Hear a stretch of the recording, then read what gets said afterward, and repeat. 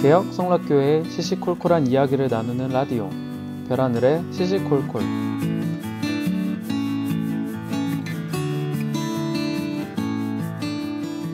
안녕하세요, 별하늘입니다. 이 방송은 현재 우리 교회의 개혁 이야기 그리고 성도분들의 다양한 이야기들을 나누며 함께 소통하는 라디오입니다. 네, 드디어 봄이 왔습니다. 한낮 정도가 되면 이제 날씨가 꽤나 따뜻해지는 시기가 왔는데요. 저는 몸에 열이 많아서 그런지 낮에 막 걸어 다닐 때는 이제 외투를 벗고 다녀요. 그 정도로 요즘 낮은 따뜻한 것 같습니다. 막 하루 종일 추웠던 게 엊그제 같은데 어느새 이렇게 됐네요. 그치만 봄이 와도 마냥 봄답지는 않은 것 같아요. 요즘 미세먼지가 너무 심하죠? 진짜 저는 아침마다 날씨 이런 거 확인하면서 미세먼지도 같이 확인하는데 그 미세먼지 그래프 이렇게 보면은 하루 종일 그것도 며칠 내내 막 빨간색 매우 나쁜만 이렇게 나오는데요. 이렇게 뿌옇고 탁한 하늘을 보면 참 마음에도 먼지가 끼는 기분입니다. 이 맨날 마스크를 쓰고 다니는 것도 갑갑한데 공기 상태가 이쯤 되면은 마스크 쓰는 게 의미가 있을까 싶을 정도로 심각한 것 같아요. 그나마 겨울에는 찬바람이 불면 잠시나마 날아가기라도 했는데 이젠 봄이 됐으니 비가 오거나 어디서 제대로 된 바람이 불지 않는 이상 계속 이런 날이 이어질 것 같네요. 언제까지 이렇게 답답하게만 살아야 할까요?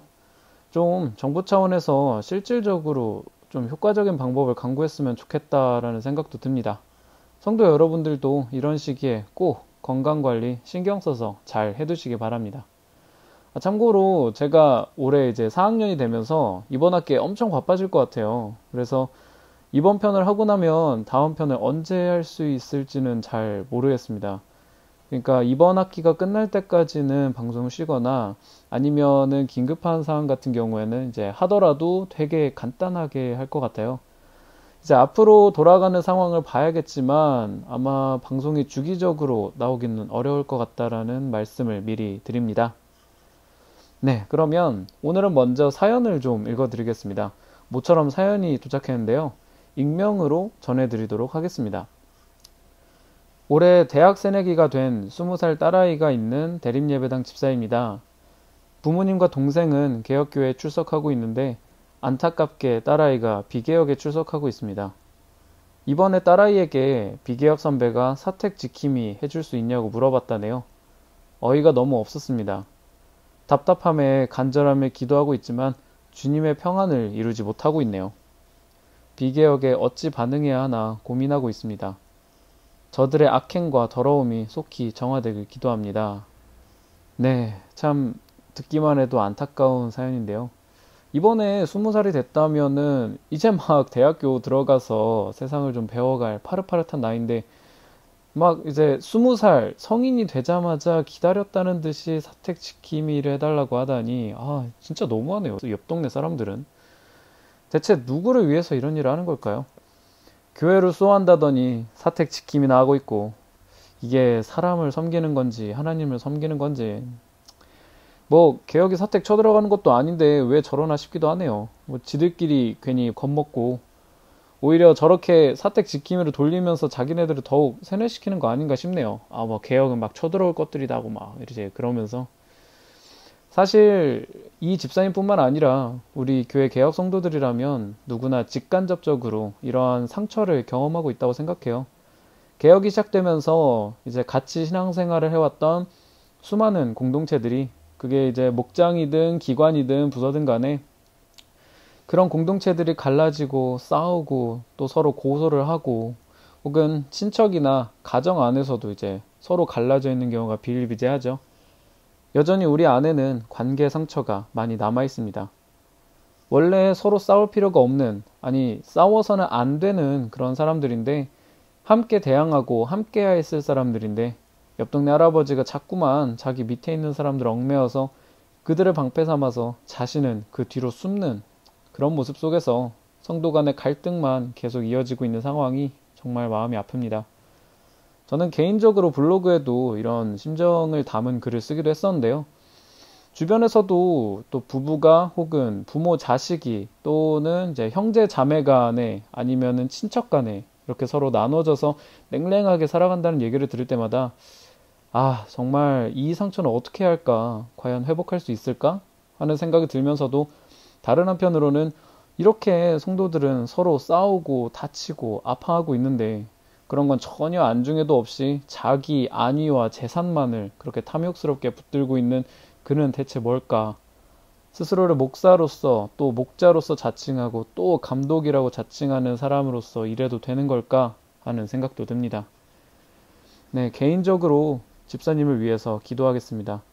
또 이 사연을 들으시는 성도 여러분들께서도 이 집사님과 이 가정의 평안을 위해서 함께 기도해 주셨으면 좋겠습니다.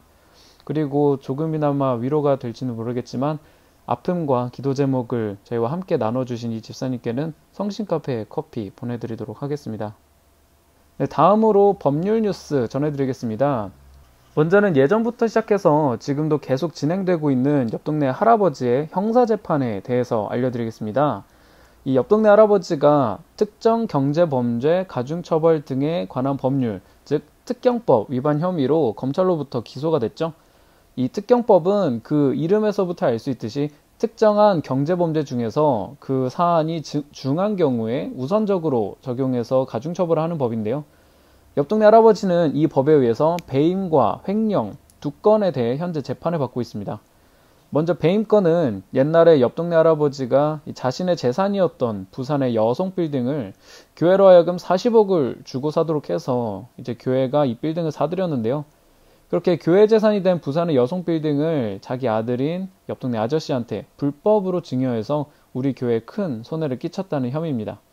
이 건은 재작년 2017년 12월 22일에 기소가 됐죠. 다음으로 횡령건은 옆 동네 할아버지가 월 5,400만 원씩 총 69억 원의 목회비를 받아갔는데 물론 이 엄청난 금액도 금액이지만 이 공금인 목회비를 사적으로 챙겼다는 혐의입니다. 이 건은 작년 2018년 7월 3일에 기소가 됐죠. 이렇게 두 건이 한 재판에서 같이 진행이 되고 있는데요. 우선 배임건에 대해서는 지난 1월 22일에 신문이 종료됐습니다. 더 일찍 끝났을 수도 있는데 이게 옆 동네에서 자꾸 쓸데없이 증인을 늘리려고 하기도 했고 또 피고 측 변호사가 자꾸 시간을 질질 끄는 식으로 이 재판에 들어가면서 계속 시기가 늦춰진 부분이 있는데요. 겨우 이제야 끝나고 횡령건에 대한 신문이 남게 됐습니다. 그리고 횡령건에 대해서는 다음 주 금요일인 3월 15일에 다시 모여서 향후 신문 일정을 잡는다고 합니다. 오전 10시 30분에 서울 남부지방법원 306호 법정에서 열리게 되는데요.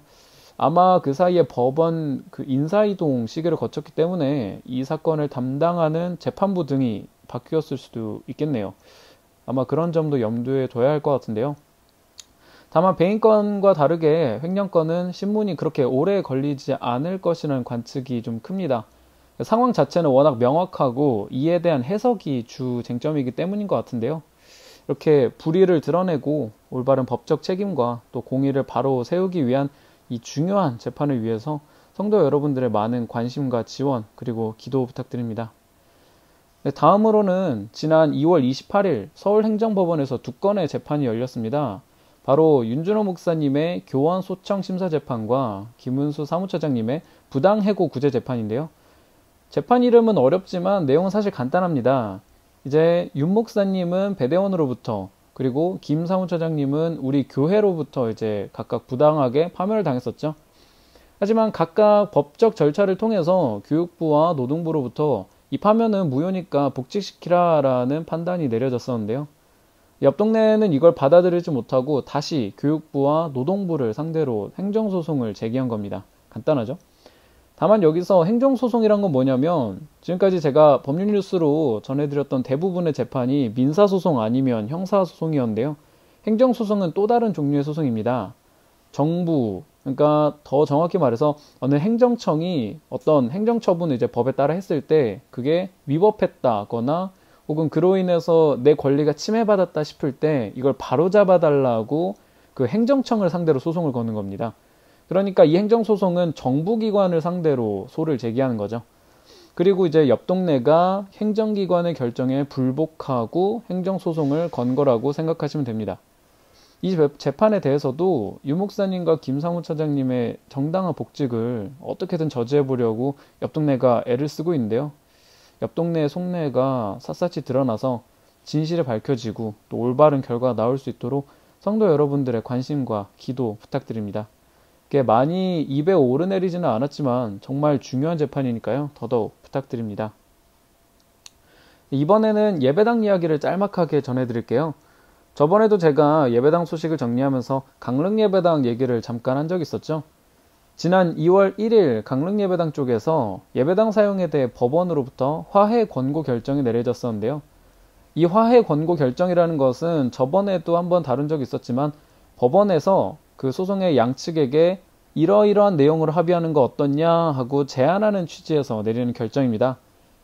그리고 이 결정 내용에 대해서 개혁교회 측과 옆 동네가 각각 수용하기로 하면서 확정이 됐습니다. 추가로 더 설명을 드리자면 법원이 이제 이 화해 권고 결정을 내렸던 이 건은 우리 개혁교회 측 성도들이 옆 동네를 향해서 제기한 교회 출입 및 예배 방해 금지 가처분인데요. 그동안 옆 동네에서 계속 물리적으로 예배 못 드리게 방해하고 막 폭언을 가하고 그러면서 그 추운 겨울에도 막 바깥에서 예배를 드리는 그런 안타까운 시간을 성도들이 보냈다고 합니다. 그래서 걸게 된 가처분인데요. 법원은 그 강릉예배당의 한 건물인 복음관, 우리 신길분당에 있는 복음관이랑 이름은 똑같은데요. 이 건물에서 예배를 드릴 수 있도록 그 권리를 보장하고 또 옆 동네 사람들이 이걸 방해하지 않도록 명령을 내렸습니다. 그리고 이 안이 확정이 되면서 강릉예배당 개혁 성도들은 이제 제대로 교회 안에 들어가서 예배를 드릴 수 있게 된 거죠. 참 어려운 상황에서도 그걸 끝까지 견뎌내면서 이겨내신 강릉예배당 성도분들 모두 축하드리고요. 여기까지 도와주신 하나님께도 감사드립니다. 앞으로는 보다 평안한 가운데 신앙생활을 할 수 있었으면 좋겠네요. 네, 예배당 이야기는 여기까지 하고 개혁 이모저모 시간입니다. 저번 시간에는 스토리 콘서트와 개혁 특강에 대해서 이야기 전해드렸었는데요. 이번에는 그 얘기를 좀 더 넓혀서 그동안 우리 교회 외부 강사님들이 오셨던 일들을 좀 돌아보려고 합니다. 가장 먼저 생각나는 건 좀 옛날 일이지만요. 재작년인 2017년 11월 24일 금요 기도회 때죠. 그때 김상동 목사님께서 오셔서 말씀을 전해주셨죠. 이 11월이면 바로 그 전달에 직무집행 정직 가처분이 1심에서 기각되었던 때여서 이 성도분들의 마음이 조금은 힘을 잃었던 때였습니다. 그때 오셔서 이제 저희에게 힘을 주시고 가셨죠. 다음으로는 같은 해 2017년에 열렸던 임마누엘 성회 2차와 3차 때 김익현 목사님께서 오셨죠. 김익현 목사님은 지금은 외부 강사는 아니신데요. 당시에는 미국에 계시다가 이제 건너오셔서 2차 때 하루, 3차 때는 3일 전일 동안 이제 뜨겁게 말씀을 전해주셨죠. 개인적으로 저는 그 당시에 군대에 있었어요. 그러다가 12월 말에 휴가를 나와서 겨우 그 3차 성의 마지막 날 말씀만 이렇게 듣게 됐었는데요. 그때 정말 위로도 은혜도 많이 받고 힘을 많이 얻었던 기억이 나네요.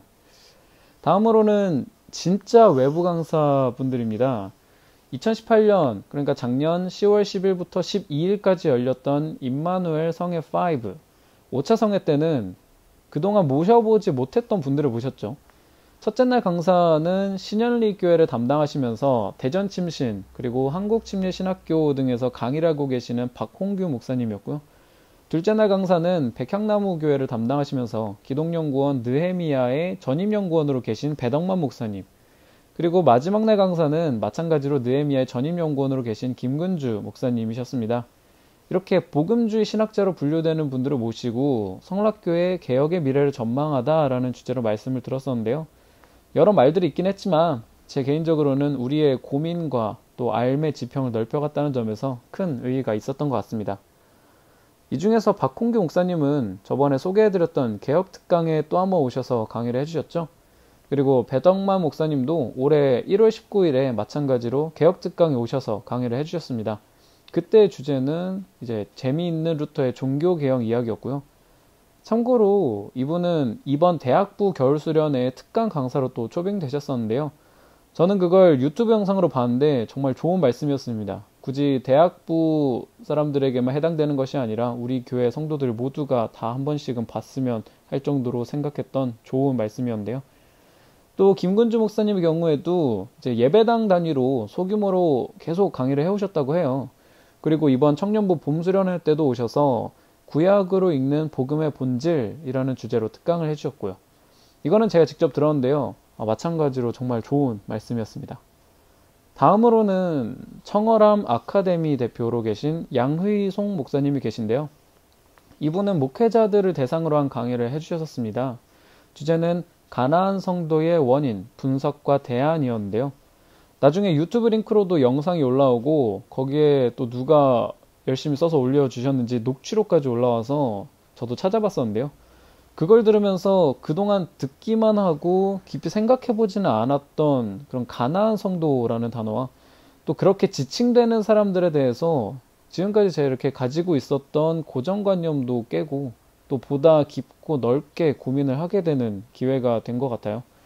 이 가나안 성도들의 존재 자체가 우리와 또 더 나아가 한국 기독교계에 던지는 의미가 무엇인지, 그리고 그런 가운데 우리가 종교개혁 시기로 거슬러 올라가 되찾아야 할 신앙의 본질이 무엇인지 등등 풍부한 내용과 고민을 발견할 수 있었습니다. 그 다음으로는 주원규 목사님이 계시죠. 이분은 목사이자 작가이시기도 한데요.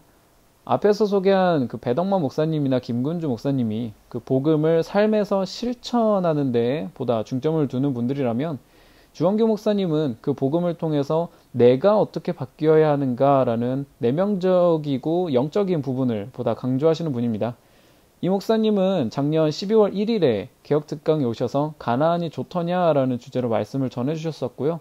나중에는 12월 21일 금요기도회 때도 말씀을 전해주셨습니다. 또 올해 1월 중순부터 2월 초까지 청년부에서 4주 동안 청년 비전 모임을 가졌었는데요. 그때도 강사로 오셔서 예수의 언행 새롭게 읽기라는 주제로 깊이 있는 강의를 해주셨었습니다. 그리고 바로 이어서 또 청년부 수련회 때도 오셔서 새로운 교회, 새로운 그리스도인이라는 주제로 강의를 해주셨었습니다. 마지막으로는 지난번에 스토리 콘서트를 준비해주신 아트교회 주희연 목사님이 계신데요. 이분에 대해서는 전편에서 자세히 설명드렸기 때문에 그 편을 참고하시면 좋을 것 같아요. 이렇게 많이 소개를 해드렸는데 제가 생각해보면 한번 특강을 이렇게 들을 때마다는 그냥 가끔씩 있는 것 같으면서도 이렇게 모아보니까 정말 꽤나 많이 있었구나라는 생각이 들었어요. 이런 특강들이 있어서 기회가 될 때마다 가서 들어보고 나면 참 좋다는 생각을 많이 해요. 그러니까 지금껏 우리가 듣고 생각해왔던 그 말씀에 대한 시각을 넘어서서 더 이제 보다 새롭고 또는 더 깊이 있는 말씀들을 듣게 되면 제 자신이 어떤 생각을 하고 있었고 또 이제 어떤 고민을 해야 하는지를 조금씩 느껴하게 되거든요.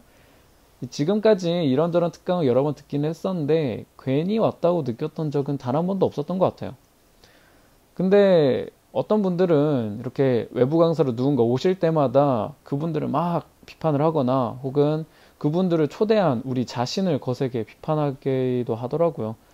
저는 그분들이 어떤 분들인지 자세히 알지는 못하지만 적어도 직접 현장에서 그분들의 말씀을 들으면서 막 심각하게 문제 있다고 느낀 내용은 별로 못 찾았거든요. 물론 구체적인 어떤 사안에서는 강사분의 말씀과 달리 제가 동의하지 않는 부분도 간혹 있긴 했는데요. 어떤 기본적인 방향이나 그런 취지 같은 중심적인 부분에서는 크게 동의를 했었거든요. 그런데 그런 분들의 강의를 직접 들어보지도 않고 그냥 그분들이 어떤 성향을 가지고 있고 어디서 일하고 있고 그런 주의적인 정보만을 가지고 어떻게 보면은 지레짐작으로 그분들이나 또 개혁을 욕하는 사람들의 이야기를 듣고 있으면 솔직히 좀 답답하긴 하더라고요. 차라리 강의 내용 중에서 어떤 부분을 지적을 하고 뭐 거기에 대해서 반론을 펼친다면 모를까, 이게 고정관념에 쌓여서 그냥 덮어놓고 비판을 하는 건 우리가 원래부터 지향하고 있었던 이것이 그러한가 하여 성경을 상고하는 그런 태도와는 전혀 맞지 않다고 생각해요. 또 그분들이 와서 어떤 말씀을 이렇게 전해주셨을 때 뭐 그 말 한마디 한마디를 전부 100% 절대적으로 받을 건 아니잖아요. 그렇기 때문에 어떤 부분은 받고 또 설령 어떤 부분은 버린다 하더라도 일단 우리가 지금까지 되게 편협하게 이렇게 좁아져 있는 시각 자체를 넓히기 위해서는 다양한 분들의 그 다양한 이야기들을 듣는 게 그 자체로도 의미가 있다고 생각해요. 어차피 중요한 건 그런 말씀들을 듣고 우리가 분별해내는 거니까요. 어쩌면 정말 중요한 고민의 소재를 던져주시는 분들인데 거기에 귀를 막아버리고 그런 고민조차 하지 않으려 한다면 이제 성경만 있으면 된다, 다른 건 필요 없다 라는 말도 결국 허울 좋은 슬로건으로 끝나버리지 않을까라는 걱정이 듭니다. 이런 강사분들의 가치와 또 그분들을 모시기 위해 들어가는 수고에 비해서 우리는 그분들과 또 그분들을 모시는 자리를 너무 값싸게 여기는 건 아닌가 하는 생각도 들고요. 그런 의미에서 앞으로 외부 강사분들이 오시는 자리가 있다면 조금은 마음을 열고 들어주셨으면 좋겠다는 생각이 듭니다. 듣고 분별하는 게 진짜 신앙이지 듣지도 않고 판단하는 건 오히려 세상 사람들보다도 못한 태도라고 생각해요. 자, 그럼 마지막으로 외부 강사 얘기가 나왔으니 외부 강사 관련해서 광고 하나만 더 전해드릴게요. 이번 달 20일부터 22일까지 싱글본다에서 제6차 임마누엘 성회가 진행된다는 건 다들 아시죠? 그때 말씀을 전해주실 분들 또한 외부에서 모신 분들인데요. 이번에 오시는 분들은 무려 그 유명한 강은도 목사님과 김동호 목사님입니다. 강은도 목사님은 광교 푸른교회에서 청소년 전문 사역을 하시는데요. 비단 여기에만 국한되지 않고 다양한 곳에서 말씀을 전하시는 분입니다. 아마 유튜브로 좋은 설교들 찾아 들으시는 분들이라면 적어도 한 번쯤은 들어보신 이름이라고 생각합니다. 그만큼 은혜로운 말씀을 전하시는 분이라는 점에는 딱히 이견이 거의 없을 거라고 생각합니다. 다음으로 김동호 목사님은 높은 뜻 숭의교회에서 담임 목사로 계시다가 지금은 내려놓으시고 높은 뜻 연합선교회 대표로 계시는 또 소삭교단인 예장통합에서도 교회개혁에 있어서 일가견이 있으신 분입니다. 끊임없이 한국교회 개혁을 위해서 목소리를 내시고 또 직접 삶에서 실천하시기도 하는 대단한 분이시죠. 정말 우리 교회에 이번에 어떻게 모셨을까 싶을 정도로 모시기 힘든 분이기도 한데요. 이렇게 이번 성회에 정말 귀한 분들을 모시는 만큼 성도 여러분들의 정말 많은 관심과 참여 그리고 우리 각각이 그 말씀을 듣고 은혜를 받기 위해서 기도했으면 좋겠습니다.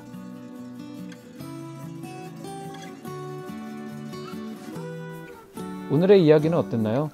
마음에 드셨다면 구독과 좋아요 한 번씩 부탁드립니다. 그리고 카카오톡 풀친으로도 별하늘의 시시콜콜 검색하시면 플러스 친구가 나오니까요. 친구 추가하셔서 안내도 받으시고 사연 제보도 많이 부탁드릴게요. 사연을 보내주신 분들 중 추첨을 통해 한 편당 한 분에게 성신카페에 맛있는 커피를 보내드립니다. 그럼 여러분 다음에 또 만나요.